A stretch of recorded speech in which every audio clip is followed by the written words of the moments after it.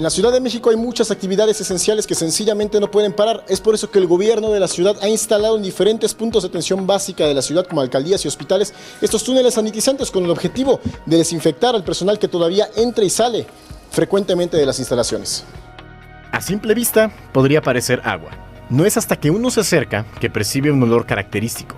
Se trata de una solución llamada Vivasol y contiene hipoclorito de sodio y agua, un compuesto utilizado también en los nebulizadores que busca desinfectar a todo el personal que labora en edificios públicos y la zona de hospitales a su entrada o salida de los inmuebles. El procedimiento es sumamente sencillo. Basta con entrar al túnel, extender los brazos, dar un giro sobre nuestro eje y bajar la cabeza para que el compuesto permee la mayor cantidad de superficie posible. Bueno, estas medidas pues por supuesto que pueden ayudar y quiero pensar que así lo han estado implementando en otros lados, según he visto. Me parece bien.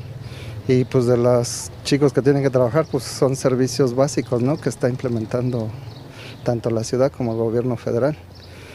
Me parece bien. Me parece una perfecta idea por parte de las autoridades. Opino que pues somos personas valientes, que no tenemos miedo pues a contraer una enfermedad o alguna contingencia.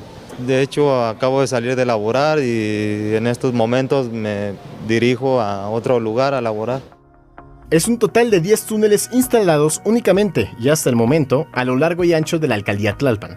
Los puntos son el edificio de la alcaldía Tlalpan, la Casa Frisac, el cuartel de la Guardia Nacional en Insurgente Sur, la Fiscalía Desconcentrada de Investigación, el cuartel de la Policía Preventiva, en las instalaciones de la Policía Federal de la Autopista México-Cuernavaca, el Instituto Nacional de Enfermedades Respiratorias, INER, en el Instituto Nacional de Ciencias Médicas y Nutrición, el Hospital General de Ajusco Medio y en el Hospital General Dr. Manuel G.A. González. Con imágenes de Jesús Arias y edición de Javier Barrera, Víctor Diego, 21 Noticias.